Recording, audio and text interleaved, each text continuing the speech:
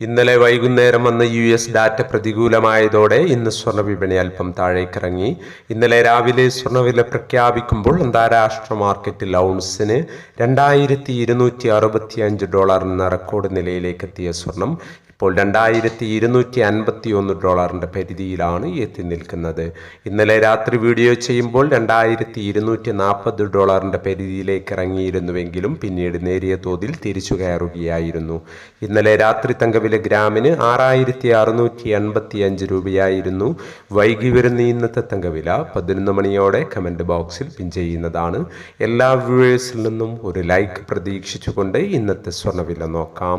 ഇന്ന് പവന് 200 രൂപ കുറഞ്ഞു. ഇന്ന് 2/4/2024 പവന് 50,680, ഗ്രാമിന് 6,335.